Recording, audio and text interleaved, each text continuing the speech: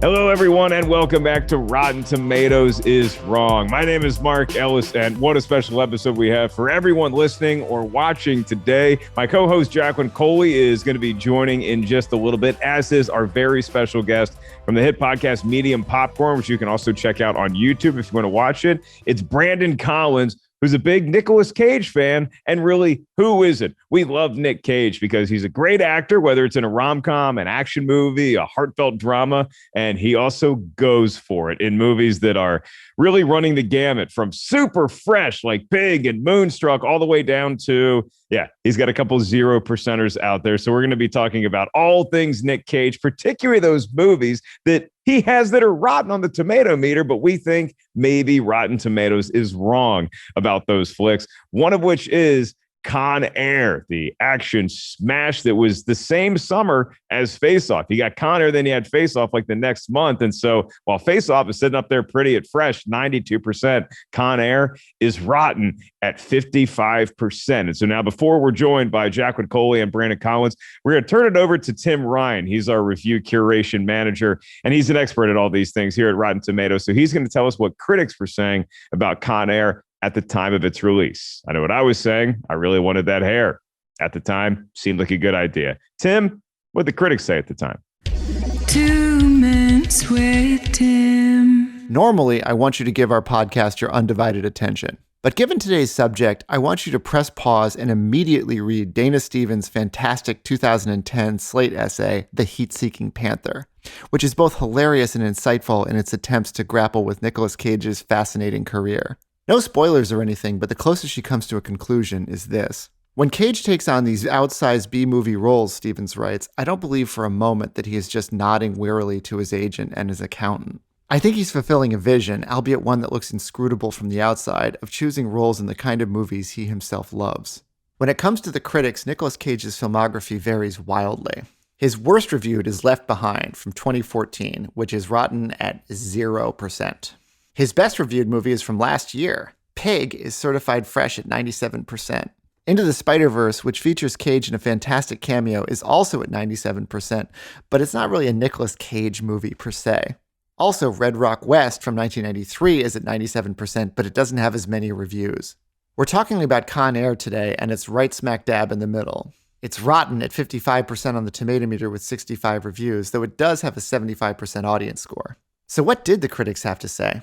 In a rotten review, Wade Major of Box Office Magazine wrote that Con Air falls well below the stature of its aspirations, too often substituting bombast for believability before finally plunging headlong into the ridiculous. However, in a fresh review, Dwayne Burge of The Hollywood Reporter wrote, packed high with explosive action and loaded with high-stakes jeopardy, Con Air charts a genuinely sound narrative course, although it hits some turbulence before it hits its cinematic jackpot. The Rotten Tomatoes critics' consensus reads, Con Air won't win any awards for believability, and all involved seem cheerfully aware of it, making some of this blockbuster action outing's biggest flaws fairly easy to forgive. So that's Con Air. And I think it's worth noting that they somehow managed to get every Mark and Jacqueline in the universe onto this one podcast, and then somehow managed to let them take it over, and then somehow managed to stick me right smack in the middle. Back to you, folks. What a time it was to enjoy action movies back in the mid-90s. Fun fact, director Simon West. Actually, I'll tell you what else Simon West, who directed Con Air, did after we have our exclusive interview with Brandon Collins and Jacqueline Coley joining me right now. As promised, we are now joined by our very special guest who, Jacqueline, really does it all. Stand-up comedy, producer, podcaster. He's the co-host of Medium Popcorn and Drunk Black History, and he's an active member of the African American Film Critics Association. Brandon Collins, when do you get to take a nap? Do you have any naps in your day, or are you just always busy telling jokes, talking movies? It's funny, I just started taking naps, but even when I'm taking a nap, I'm still either listening to music or I'm listening to a podcast. Like my brain never stops. It's just, it's just always going, man. I'm always thinking of unique ideas or potential shows. And it's just the way it's been. Cause I was, when I was 6 years old, my mom put me in front of a TV and just let me watch TV shows and movies all day. And my brain has just never slowed down ever since. That kind of seems like how Jacqueline and I came up into the world too, especially with entertainment. Do you remember the first time you saw Nic Cage, the first time that you like mentally could recognize, hey, that is a prominent actor, and I think I like this guy? Yep, and inappropriately, it was 1997's Face Off. My mom, I was a good kid, so my mom would take me to go see R-rated movies with her. And I remember, the opening scene where Nicolas Cage is in a priest costume, and he puts his hand on that choir girl's butt. And I just remember being like, I know who Nic Cage is now. Like, this is disturbing. Like, who is this guy? And then, I've been following his career ever since.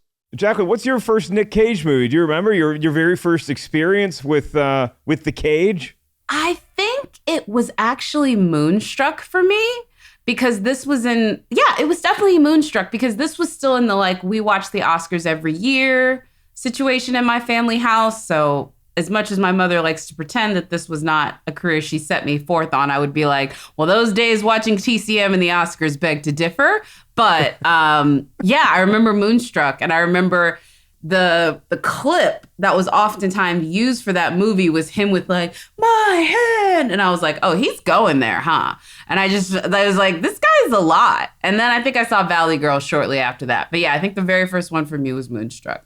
Yeah, so I remember the Moonstruck poster at Video Update, but I remember the first time I acknowledged that this Nic Cage guy was like an actor, it was Wild at Heart, because I didn't rent it. Back then, I'm just looking for anything that looked like Star Wars. And so my older sister had rented Wild at Heart, this David Lynch movie with Nic Cage and Laura Dern. It was before I knew her from Jurassic Park. And I just caught glimpses of that movie. And I was like, I don't know what adults do with their free time, but I hope mom and dad aren't doing this, because this is nuts. This is crazy.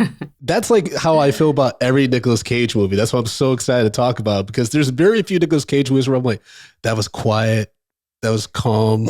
It's even Mandy, which is probably his most quiet one in regards to definitely not calm. Yeah, it's not calm, but it's just very eerie, the whole movie.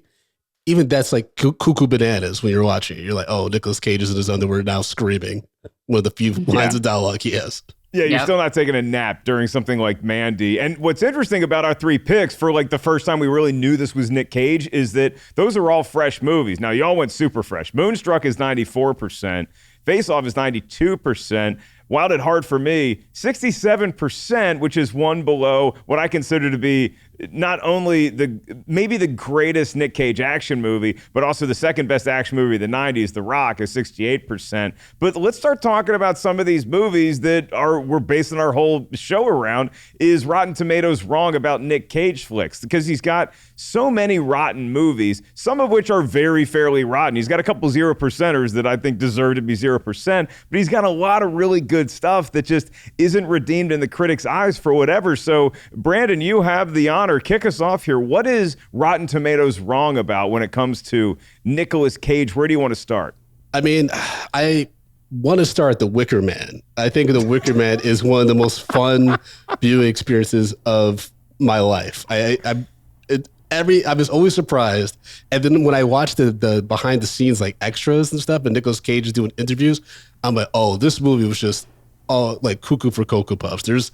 No one was on the level when they were making this film. And it just has amazing sound bites. On my movie podcast, we do oh my God. Oh my God. It's just so good. The bees. Wait a minute. He came with his own drops, ladies and gentlemen. He came with his own sound effects. Brandon, sir, you came with it. I have to say, you're the first guest to ever do that. And so I have to make sure everyone knows that was not us. The man came prepared. I have so many Nicolas Cage quotes. I mean, it's, so Wicker Man and then Trespass. Trespass is my favorite one that I know, I vehemently believe Rotten Tomatoes got completely wrong, because everyone gives it 110%, even though they didn't have to, and they should have. And it's just amazing. Joel Schumacher directed the hell out of this weird, campy Lifetime thriller with Nicolas Cage and Nicole Kidman as a married couple. It's so crazy. It's 11%, and The Wicker Man is 15%. So I guess like my question here is, particularly with Wicker Man, is Wicker Man actually something that you feel like is a fresh movie, or is it just something where it's so fun to watch? Is it like so bad it's good, or do you think it's actually like a good movie? I think, because again, I watched the behind the scenes and the commentary and stuff. I think knowing what their intention was, I actually think it's a really good movie. Because they delivered on, you agree? They delivered on what their vision was for the the performances and the vibe of the movie. Wicker Man or Trespass? Because I have different opinions. If it's the Wicker Man, I do think it was put forth in earnest. I just think that the earnest was guided by some misguided people. Trespass, I legitimately don't know. Like, Trespass seems like a movie that they need to do like an oral history, because it has like A-list caliber talent slumming it. And as Brandon quite rightly said, Brian Perez, sorry, not that, and Brandon's quite rightly said, it's bad. It's so bad. It's like, that was a movie that probably was meant to go to a studio. They sold off to somebody crazy, and it just has some weird story, because there's no way that those people signed up for what they ended up with. Does that make sense? Yeah, there was a movie that they set out to make, or at least that is on the page, and then it becomes something very different. And with The Wicker Man, I do feel like they wanted to be as bonkers as they possibly could. Yes. The movie, I don't think was necessarily marketed that way. It was just marketed as like a straight horror movie. So I remember seeing it for the first time being like, this is not like, this is just another level of crazy, and not because like this movie came out, I think a couple of years after The Others, which is a horror movie that does the normal horror movie stuff. It builds up and we have creepy reveals, and The Wicker Man just gets so bonkers for so many different reasons. I don't know if it's fresh, but man, is it rewatchable. It's gotta be fresh for when he's flipping over the kid's mask, trying to find the kid, and then he puts on a bear costume and goes up to the woman that recruited him. He's like, "Hey, it's me." It's just, there's so many crazy moments in that film. Also, though, too, like, what's crazy about the whole idea of it is it's really ripping up, like, it's like that was that time period's, the very first Wicker Man, like, that was that time period's Midsommar. That's what it was set up to be. It was just this, like, oh, you've gotten caught up in some stuff you did not ken. Like, you know what I mean? Like, you don't know what you're messing with here, and it's going to spiral out of control with some very strange white people that are all committed to the same assignment, and you did not know the assignment. And so in that respect, I actually understand why they went bonkers. I just think, I don't know. Nicolas Cage is not the type of dude that I think you should tell the movie is bonkers about. I think you should just tell Nicolas Cage it's straightforward, because that's what Mandy is. Nicolas Cage is actually fairly straightforward in that movie, and everything around him is bonkers. And that's what sells it. Yeah, he's the same Will in Willy's Wonderland. What's the film that just came out not too long ago? He plays it completely straight, and everything around him is madness. Is that the Color of Space one, or is that? Oh no, I know which one you're talking about. Yes, it's the one with the animatronics come alive. Yes. He's done it. It's kind of hard to do it. Like Unbearable Weight of Massive Talent. That was a Sundance film that's just now coming out. I saw that there, and trust me when I say, like, Lordy, y'all just wait. Are we having fun with that, Jacqueline? I mean, look, that's one of the reasons why we're celebrating the breadth of Mr. Cage's work, is because of this new movie he's got coming out, where it's so meta, where it's just him playing himself for this, international gangster. Are you allowed to tell us how you feel about that movie? So I'm getting confused. Prisoners of Ghostland is the one that was at Sundance. That was the one that was at Sundance. Don't get me excited like that. No, Unbearable Weight of Massive Talent, I'm not allowed to say. So maybe I have seen it, but I don't think I'm allowed. I literally just remembered, I'm like, oh, I'm not allowed to say. But so next question, go to somebody else. I'll bail you out right now, because it's very interesting that Brandon is going Wicker Man and Trespass early in the show, because I feel like there's a Nic Cage that we knew who was like the rom-com guy who would occasionally do a David Lynch movie. And then he had his action star days in the 90s with an incredible trio from The Rock to Con Air, which we'll talk about in a little bit, and then Face Off. And then Wicker Man comes out in 2005, I believe. And then National Treasure Book of Secrets is 2006. And it seems like right around that time is when we started embracing this new Nic Cage that was just so weird and kooky and zany. And it started like, it was like, we didn't know when his real life ended and when his screen life began.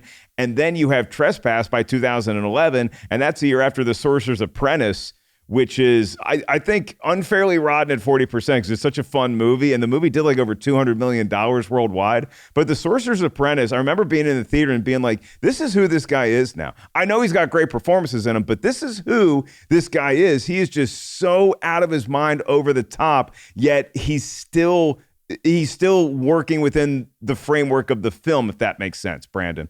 Yeah, he has such an amazing filmography because he doesn't say no to an assignment, but he always understands the assignment, right? Like, even like his voice work into the Spider-Verse, I'm like, man, Nicolas Cage is a national treasure. Like, no pun intended. I'm like, because on our podcast, we frequently talk about Denzel Washington, to us, is the best actor of all time. But then we'll see a Nicolas Cage movie, we'll be like, wait a minute. Like, when I saw The Rock, I mean, The Rock is probably his most serious, like his most normal, like action role, but The Rock and Con Air, which we'll talk about in a second, because I think that Rotten Tomatoes is wrong about that. He just has such amazing range, and you can't help but smile when he's on screen. You just know you're going to get something different. Jacqueline, I got a comparison here. Okay, so I'm a huge basketball fan, and as we have March Madness, then we get into the NBA playoffs. Nic Cage is the player who's not on the best team. He's on an underdog team, but he's the guy you got to put three bodies on him because he can get hot. And like if Denzel is a blue blood, like a Duke or a Kansas or a Carolina, Nic Cage is just that other team that just showed. Nic Cage is Gonzaga. He just shows up and could beat anybody at any time because he's just that talented, but we just never know what kind of movie we're going to get. And so you have these movies like Into the Spider-Verse, and I would cite Joe as the movie that sort of taught me that Nic Cage can still deliver an Oscar-worthy performance anytime he gets out of bed. He's capable of doing that, and we saw it again this past year with Pig, Jacqueline. Yeah, no, Pig, that's the one I think of. Mandy used to be that one too. I think for me, if I'm being really honest, the thing with Nic Cage is the fact that he can be with anyone, but I always use this analogy. Nick can do what Leo does. Leo can't do what Nick does. Do you know what I mean? Like he can play in other people's court, but other people can't play in his. And there's another actor who I say is like this. And it's funny that I mentioned Leo because Leo is going to be taking over a role that he originated, and that's Mads Mikkelsen. Mads Mikkelsen is like a modern day Renaissance Viking. Like that dude is on a different level. He can dance like Fred Astaire, and like given the right amount of scoring underneath it, will be the most sinister villain that you've ever seen. But then he also can be this like charismatic sex symbol that you're just like, yeah, get it. Like, you know what I mean? He does what the other girls can't do. Like, that's just the best way to put it. And I feel like Nic Cage and him both have that very similar energy. And you need to go check out some of Mads' is more like, I would say, underground, especially European foreign language work, like his work in his native tongue to really, I think, encompass that. But Lord, is it good. Yeah, during the beginning of the pandemic, I binged Hannibal, and I was like, oh, I'm seeing anything this guy does after this. Exactly. I'm doing anything he puts out, I'm watching. He can do Hannibal Lecter, and he can do Another Round. He can do the bad guy in like Grindelwald and Doctor Strange, and he could do this recent like one that he did, which is basically like Ravenous set in the Danish wilderness. Like, oh, what's the name of it? It just came out. I'll look it up in a second. But yeah, no, it's that kind of energy, and I think that's why Nicolas Cage will always be.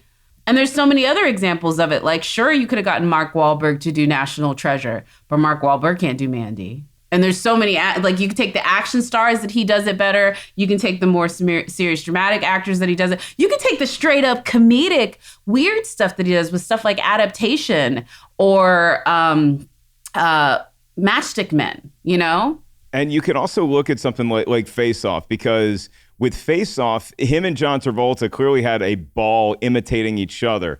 But I still, and Travolta's great in the movie, but when Travolta becomes the villain of the film, it's like he's having fun as Nic Cage, but he can't do that for an entire movie and put it on his back the way that that Nic Cage could. And that was, again, I mean, you're talking about the heyday of Nic Cage as an action star. So I remember being in the theater. I don't think I was even, I think all my friends were 16 and I didn't have a driver's license yet. And so there was a discussion and you know, don't do this in the theater, kids. Just focus on the movie. You can stay out past curfew. But we were all sort of, it was like 7 of us. We're all debating how much trouble individually we're going to get in if we miss curfew because we don't want to leave the Rock early because this movie's just too much fun. And so a couple guys bolted. Me and 2 of my friends didn't. We did get in trouble, but it was worth it because we saw the Rock and the greatness that is the Rock. And then the very next year, you followed up with Con Air, which as Brandon and I feel like, Jacqueline, I believe you're on the same page as us. It's 55%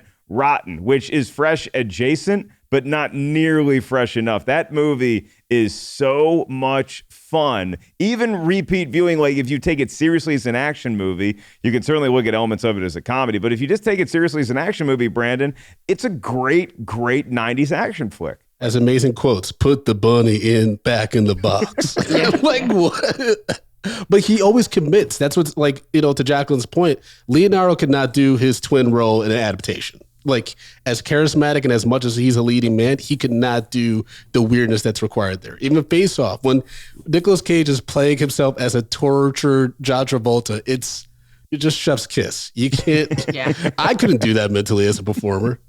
And especially after he starts off so crazy, just dancing around to the Madonna video in that, like, this was what was so crazy about the 90s. They loved, like, Catholic iconography. I remember this very prevalent in, like, Romeo and Juliet and Face Off. Like, they loved all of that stuff. And I was just like, this is, like, a weird look. But, hey, everybody looks like they're having fun. I do also, you guys mentioned Con Air. I have to mention this one, too, about Con Air.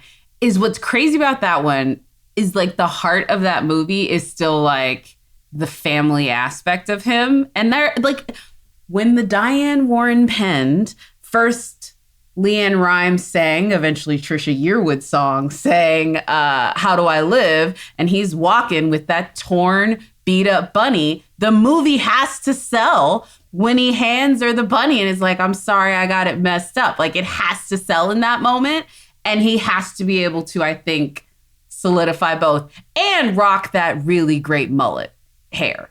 Because we haven't even discussed Nic Cage hair, because that's a whole nother podcast episode. Yeah, his hair in that is next level. It's funny you bring up the song that ended up winning a Grammy.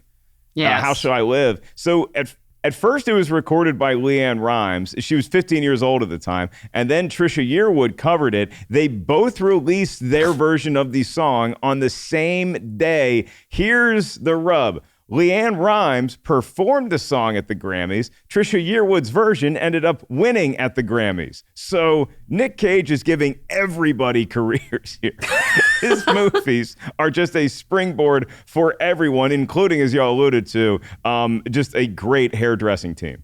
I do agree with that. Also, shout out to the fact that both Diane Warren, Leanne Rimes, and Trisha Yearwood were put behind basically some men who didn't like things. So the reason why Trisha did her recording is because the Leanne Rimes version, which, as you said, was recorded first, was going to be the single. The producers of the movie, which the song was being penned for, were like, we don't like her version. And the other little comedy of that is her version, because they didn't like her version for the movie. Right. But the Leanne version was the hit. And Leanne laughed that all the way to the bank. So I think they both win in a certain way, maybe. I don't know. I'm definitely added to her Spotify paycheck because I listen to that song probably once a week on shuffle. It's a good 90s like action ballad. Yeah, it's the perfect song for any occasion. And if you're looking at favorite scenes that are in Con Air, there's so many to choose from because you have so many great actors in that movie. Like that's the thing that people forget about Con Air is it makes a great gif and it's funny to reference. It's like Clue for villains on a plane because you have all these villains that could end up being the main boss at any point. You got John Malkovich on your plane. You got Ving Rhames on your plane. You got Dave Chappelle on your plane. And then down below you have Cole Meany, you have John Cusack chasing everybody, and then obviously Nicolas Cage. So Brandon, what is the scene in Con Air that you're like, boom, That's a great action movie. Just the beginning when like he comes back and he's like going to the bar where Monica Parter's working, and like that whole scene is just cheesy, and then he gets to Defiant and it's like he's going to jail. I'm like, oh yeah, this is gonna be fun. This is gonna be a fun ride. But also obviously the ending with like the fire truck chase through Vegas, it's just so insane. And then John Cusack's got his little motorcycle, and I'm like, there's no way he would be able to just jump on a motorcycle like that. But that's what you get from these action movies. Come get it! Come on, then! That gun work? Yeah! Well, shoot that piece of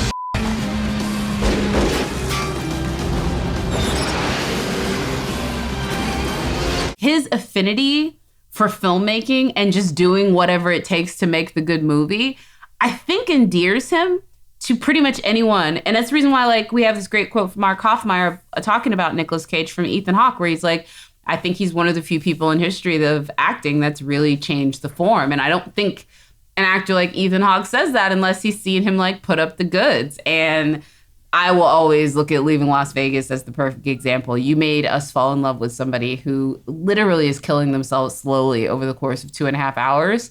There's something about Nic Cage who is just he's in movies that give female singers tremendous hits, because Sheryl Crow got a great one out of Leaving Las Vegas. And that movie, I mean, obviously that's a fresh movie, 91%, and that's the movie he won his Oscar for. He was also nominated for adaptation. If we go back to like the things that Rotten Tomatoes is wrong about, Jacqueline, do you have a movie that you circle and you're like, okay, Nic Cage needs more justice for this movie?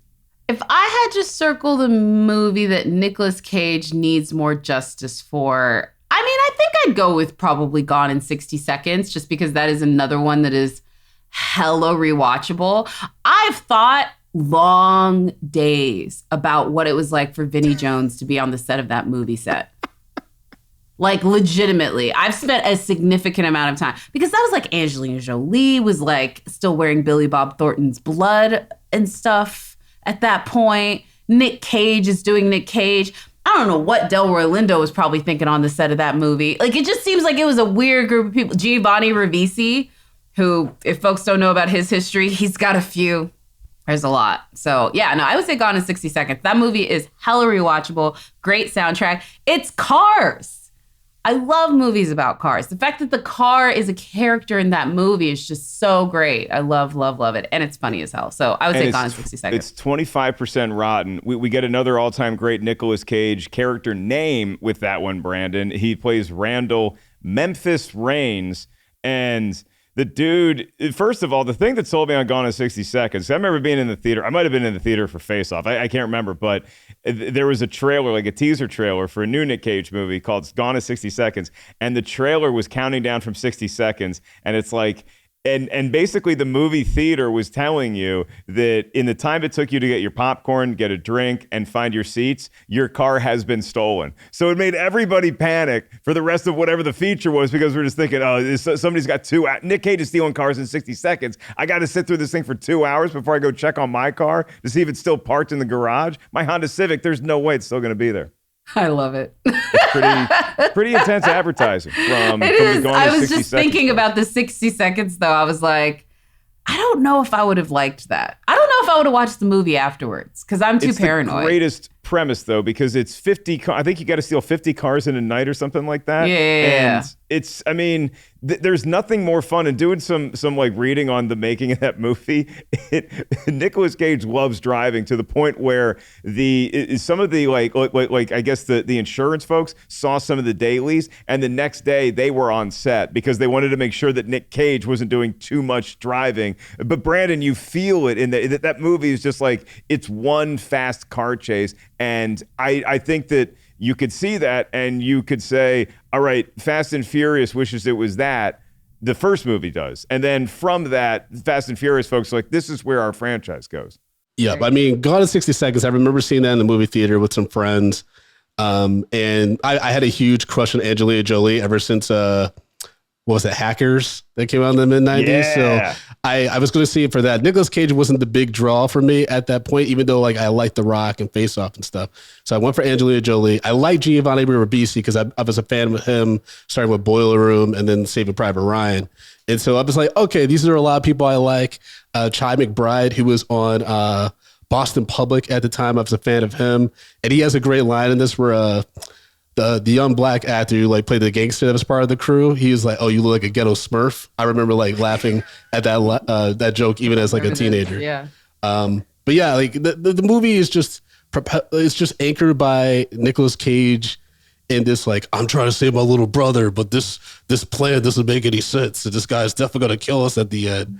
And then Angelina Jolie and him they don't even have chemistry. It's just like they're both kind of hot people talking to each other in this weird movie. It's a wild time. All right, so I'm looking at the Nic Cage resume because I want to be generous. I want to let y'all have your Nic Cage movies that are rotten, that should be fresh. And I'm looking at what's left, and there's still so many to pick from, folks. So I have one that might surprise people a little bit because it's not Nicolas Cage action-centric. It's not Captain Curly's Mandolin. Sorry, everyone. One of my favorite Nic Cage movie that is rotten, that definitely deserves to be fresh, is an underrated Christmas movie, and that would be The Family Man, where he plays a guy who he wakes up and he's super wealthy, but he's alone and he's lonely, just works all the time. So it's sort of like a modern day kind of like mix of It's a Wonderful Life, and he's got a little bit of an Ebenezer Scrooge to him. And then Don Cheadle is sort of his angel and swaps him with the life that he could have had he stayed with his college sweetheart and they started a family together. So the next day he wakes up and it's Christmas morning, and all of a sudden Téa Leoni's his wife, he's got kids, he's got a dog, he's got neighbors, and this is his just mundane suburban life, and he's trying to fight it for so long. And then we go through the movie, and the movie is what the movie is, but it's only 53%. Jacqueline, am I crazy for thinking this movie is super fresh? Is this not a fresh movie in your eyes? It's not that it's not a fresh movie in my eyes. I just know that I don't have the same kind of love and affection you do for it. It's but not that it's bad, Nick Cage. He goes he full does Cage in it. He gets to go full Nic Cage in it, but the YouTube clips will be there without me having to sit through the rest. Sorry. Does that mean? I think it was mean. It's very insulting to my movie. Brandon, are you going to pile on? I can't agree with that, man. Like, I think the other performances kind of brought it down for me. I remember Téa Leoni, who I was a fan of. I remember like I wasn't a fan of that performance. I thought the movie also, like, even as a teenager, I was like, this feels manipulative. Like, I don't feel like this is genuine. These feelings I'm supposed to have about the character. And I think that's why, like, I can't jump on the bus with you, man. It's an easy manipulation. Like, I get it. Like, and no offense, Mark, maybe it hits you different nowadays. Because I'm like Nic Cage when he wakes up the first time, and I'm happy being that guy. Yeah. And maybe you're like, well, maybe you're sleeping back thinking about who would be my Téa Leoni. Well, that's the problem, though, is that because you know how my brain works, Jacqueline. So every time I watch that movie, I think, okay, I don't want to wake up. I mean, it'd be nice to wake up next to, his wife. But then you realize, oh, no, I procreated. Oh, God. And so as much as that might suck, then he's got the dog. And so if you give me the dog versus my other life where I'm wealthy, but I don't have a dog, that's where I love watching that movie because I don't know which decision I'm making at the end of the day. I don't know if I'm going back. Disappointing Don Cheadle, by the way. I also don't want to get on his bad side, but I'd be disappointing Don Cheadle if I went back to my wealthy life. But then maybe am I disappointing myself because I'm going back to my family, which I never wanted to start. It's a real conundrum as I'm looking at Molly the Wonder Dog giving me the eyes. I love it. I love it. Hey, look, being conflicted about it is probably the best way to be at this point. Okay. Any pushback on either one of the national treasures being rotten? Because I think that's a crime against humanity. I think the first one definitely should be fresh. Absolutely. Yes. The first one's a lot of fun. It's one of his more brisk action films. It goes through very quickly. And also has John Voight, who's also cuckoo bananas. So it's just a lot of fun. And it's also like, it's a better version of the Da Vinci Code. Yeah. I mean, that's not saying much though. Yeah, but if we're looking at like the genre of these movies all want to be the next Indiana Jones, I think that, like he's talked about Angelina Jolie. The Tomb Raiders are in the conversation. The new Tomb Raiders in the conversation. Tom Holland running around with Mark Wahlberg and Uncharted is now in the conversation. You have those Brendan Fraser mummy movies. I'll take National Treasure over all of them because Nic Cage, again, gets to sometimes be crazy, but also show that he's grounded. But then we also get the stellar comedic relief of Justin Bartha, who is the unsung hero of both of those movies. His lines are so good. Sean Bean's a villain? Come on, that's a great family adventure movie.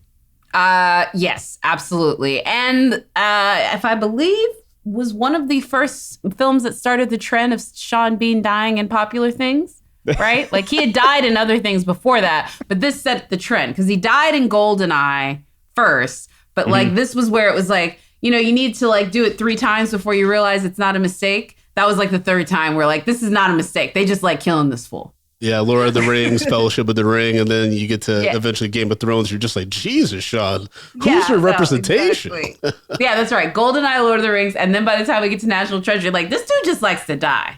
National Treasure is 46%. National Treasure Book of Secrets, the sequel, is at 36%. And if you want more on why maybe we didn't get another National Treasure movie, Jacqueline and I had our guest from the New York Times on, Marlo Stern, about a year ago, Jacqueline. We're getting long in the tooth with this thing, but we were talking other Nic Cage movies, and he basically broke down that like after the second National Treasure movie, Nic Cage was already interested in these weird antiquities and like going all over the world, like looking for dinosaur bones and stuff.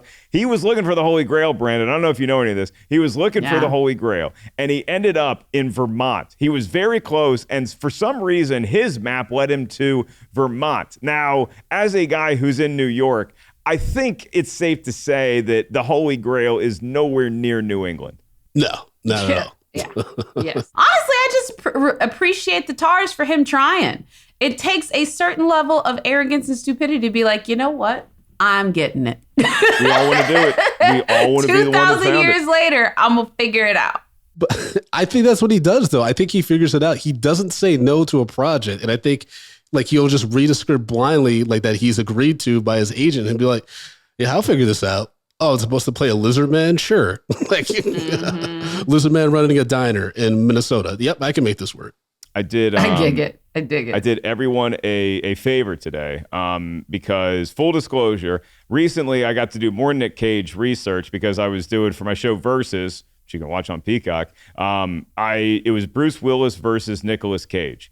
And so, you know, going through box office and Tomatometer and all these things. And the deciding round, I decided to watch a movie from both Bruce Willis and Nic Cage's library that are 0% on the Tomatometer. Literally 0%. And so the one that I chose for Nic Cage is a movie called Left Behind. And if you haven't seen Left Behind, it's just, it's a million things that are so ridiculously stupid, but it is so much fun. And that's one of the reasons why I took Nic Cage over Bruce Willis to win that Versus. Spoiler alert, is just because he goes for it and he can do more things, like we're talking about earlier, than what Bruce Willis can. So I guess my question is, what's like the worst Nic Cage movie y'all have ever seen? What's the movie where you said that movie's terrible? Maybe Nic Cage was good in it, but like the worst Nic Cage movie? For me, it would be Snake Eyes. I think like there was just nothing on that in that movie for me to grab, and I saw it in the movie theater because again, my mom used to take me to R-rated movies, and then she wonders why I'm all warped. You got a cool mom taking you to see Snake Eyes. She was out of control. I just remember like not caring. Like, it's spoiler alert, Gary Sinise is the bad guy, and I was like, oh, Lieutenant Dan's the bad guy. Like, I couldn't see that a mile away because he has snake eyes, and I was just like, I don't like this movie. I don't know how long it is. I think it's a little over 2 hours, and it felt like it. Like, I just couldn't wait for it to be over. The worst movie Nic Cage ever made is The Death of Superman, the one that he was supposed to make with Kevin Smith that they never made. And that's the worst because it didn't get made, and I still hear about it every single time. That is the one that I will say is the worst because it should have been made, and it's a travesty. If nothing else, for the fact that I think it would have made Superman Returns look like a masterwork. Like, I have a feeling we escaped the worst B movie ever in existence, but it would have been funny. And the story behind like this, he wanted a spy. John Peters was producing, he wanted a spider, and then it ended up going to Wild Wild West. Like there's so much craziness around that movie. And Nicolas Cage in the test suit with the mullet. He has another mullet as Clark Kent. And it's you're absolutely right, Jacqueline. Brandon, I want you to do me a favor here. I want you to complete this sentence. If Nic Cage stars in Superman Lives, all the box office records are broken. I mean, look, this was before we really knew what we were doing with comic book movie franchises. We knew how to make a standalone. Christopher Reeve had done it. Michael Keaton did it with Batman, but we weren't really in these shared universes yet. Is there a chance that Superman Lives does that for us? Or do you think that that's just like a one-off Superman movie? Because if it does well, we're getting a sequel with even more crazy John Peters creations. If we had gotten Superman Lives and it was huge, and then we got sequels, we would not have the comic book movies we have now. That's the thing. It would literally change cinematic history if that happened. I think it would have been worse than the Star Wars special from 1978. I'm sorry. Like it would have been bad. I just have no faith that would have been a good movie.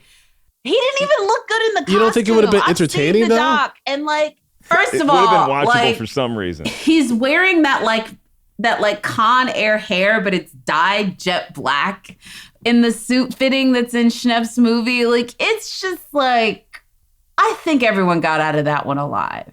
That's fair. I say the same thing about the George Miller Justice League because the guy that was going to play Batman, I think, in that one has basically been cut out of the promotional materials of the last two movies he's made. So that would have been a very different Justice League as well too. So like, I don't know, but I'm not saying that everyone in it didn't want to make a good movie. I'm saying at that time they just did not have the manpower to do it. I think though the world being robbed of Tim Burton and Nicolas Cage working together on a movie though more than warrants potentially going in a time machine and making this happen. Don't disagree.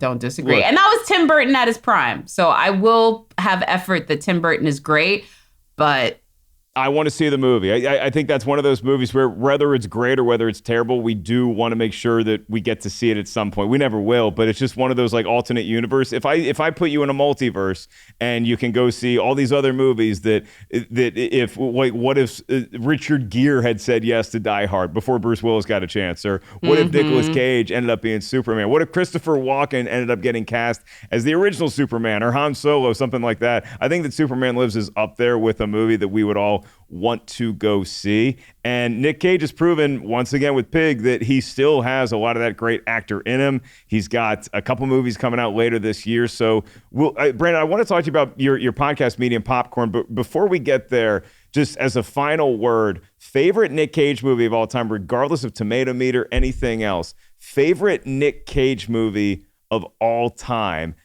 is what? Ooh, that's tough. Okay, I'm going with The Wicker Man just because he's going Wicker Man. There's so many sound bites and moments that I'm thinking about dropping my jaw now just thinking about them. I mean, when he's in a bear costume and just starts punching people and he's running and then he still gets caught and then they torture him and then you see the digital bees and him and you realize how he had to react with digital bees stinging him, and it's just it's so much fun. If you embrace who Nicolas Cage is and what he brings to the table, it is just so much fun. It's like a warm blanket. Jacqueline, your favorite Nic Cage movie of all time? My favorite Nic Cage movie of all time, I guess, it says something about my twisted nature, but I guess Leaving Las Vegas. I really do. I really do love Leaving Las Vegas. It is twisted. He does go full Cage in that movie, just a different kind of full Cage. I love him in that. Pig is up there as well for me as well. Also Mandy is up there for me as well. So yeah, Mandy Mandy's one of those movies where like I can't recommend it to all my friends, but like if you know your friend well enough and you think they're gonna like Mandy, they end up raving about it. So Mandy's up there for me. I'm not gonna put Mandy as like my favorite Nic Cage movie. Raising Arizona is a contender. And that was one of the first movies where we got to see Nic Cage, because basically when he signed on to do that movie, the Coen brothers sort of let him do what he wanted to do. And I think that he was quoted as saying that he was just trying to basically be the human version of Woody Woodpecker right down to the hair. And to their credit, the Coen brothers were like, cool, dude, run with it. I think my favorite Nic Cage movie of all time is still going to be The Rock. I just think it's one of the great action movies of all time. But I will give a major shout to Raising Arizona as well, Brandon. I do want to give 2 honorable mentions though. Kick-Ass. He was phenomenal in that first one. Yes. He was awesome. Yeah. And then there's this movie in the early 90s called It Could Happen to You with Bridget Fonda. Yes. That I used to watch all the time. Like I'm a sucker for like romantic comedies, and I believe Rosie Perez was in it too. And I just like Rosie being a young Perez, boy, I was Stanley just like, I love. Tucci. Yep. Stanley Tucci's in that one as well too. Yeah, I was a sucker for, and also my family used to do this thing where like every week they would play the lottery, and the way I guess to make me not think that they were degenerates, they were like, "Hey, Brandon, if we win this lottery, we're gonna buy a new house and all these things." I'm like, "Oh, cool!" And then in this movie, Nicolas Cage won the lottery, and I saw all the good things he was doing. I was like, "If I win the lottery, I'm gonna be like Nicolas Cage, minus being a cop." Yeah. We all think we're going to be generous with our lottery money until we see the winning numbers, and then so good. things. But I mean, I maybe if one of us wins the lottery, we should finance a Nic Cage movie, just because we'd all have such a good time doing it. I don't disagree. And hey, listen, he has a similar model to what Bruce does, which is basically if you can get him out in a couple of days, he'll do it, and he does like he'll show knock up, out those scenes over a week, and then make the movie around him, and there's your cut, print, ship, and then every so often he can crank out another Oscar contender like what we saw with Pig. So Brandon, I'm not going to give all the credit to Nic Cage for you starting your podcast where you talk movies, you review movies, you review some old movies, maybe some cult classics that people have missed. What was sort of the inspiration behind starting Medium Popcorn, and why not go large popcorn? Yeah, so I started the podcast actually by myself, but then I realized very quickly it's lonely to podcast and talk about movies just by yourself.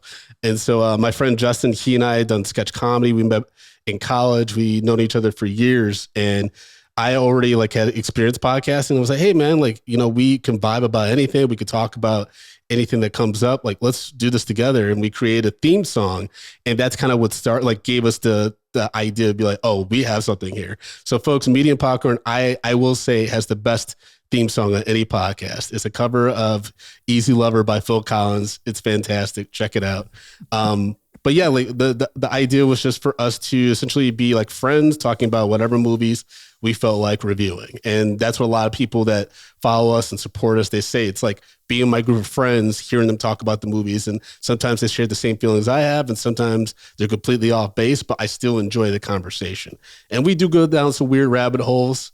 Especially when we talk about insane films, like anything Nicolas Cage, we always have a lot of fun doing that, or just anything that has absurd moments, or clearly there's a shoestring budget. And so we talk about, hey, we know what the filmmakers are trying to do because we've been on sets before, we're actors, but then also, you kind of drop the ball here in post or something like that. Yeah. So, but we do new and old films. It's always a variety. There's no specific theme, so it keeps us and the listeners on their toes. And I dig it. Jacqueline, you should probably at some point check out Medium Popcorn to see what they have to say about the Nic Cage movies that are coming up that you've already seen that you are being very tight-lipped about. Not very tight-lipped about. Probably going to get in trouble. We're going to have a conversation with Brian Perez to make sure I don't get banned from seeing movies ever again. But very excited either way.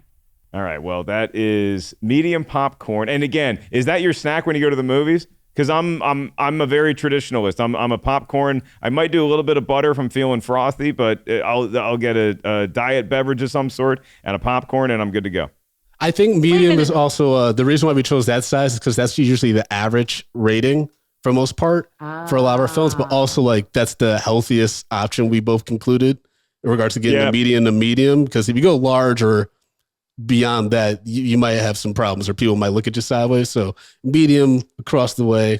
Don't dig Something that. about holding that bucket, Jacqueline. What were you calling me out for my? Yes, I hate that you're a purist of popcorn because I've explained to you how no butter, jalapenos, and Parmesan cheese is the way to go. And every time I mention that to you, you think I'm crazy. But small popcorn with jalapenos is better for you. Brandon's giving you a look too. A little bit of Parmesan cheese. It is popcorn nachos.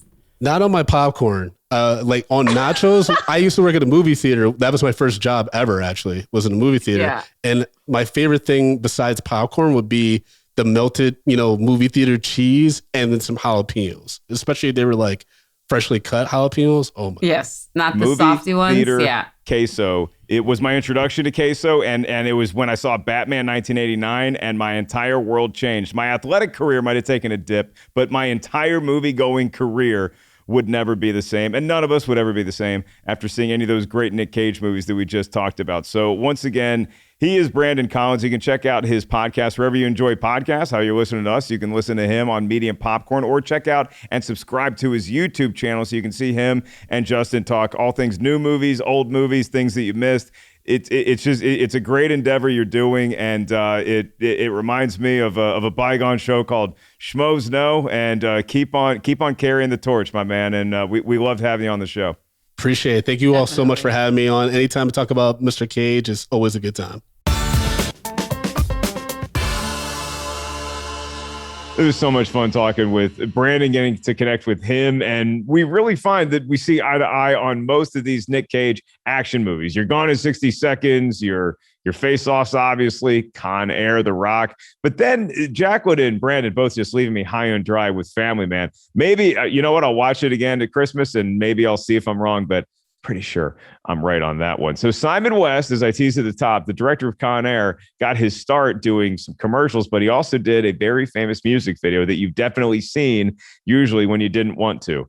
Sorry to rickroll everyone. He directed the video for Rick Astley, Never Gonna Give You Up. So apologies for the earworm, but it's going to be in your head the rest of the week. Again, my bad. But if you want something good, then you can check out Rotten Tomatoes is Wrong, particularly coming up when we do our Hook episode. We are so excited to talk about Hook. It's been one of these bonanza episodes that we've wanted to do for a long time. It's one of the very few Spielberg-directed movies that's rotten on his Tomatometer resume. And if you want us to do Hook, send us a video recording of you telling us why you love Hook, why you think Rotten Tomatoes got Hook right. It can run the gamut of suggestions, but I know that there's a lot of Hook defenders out there.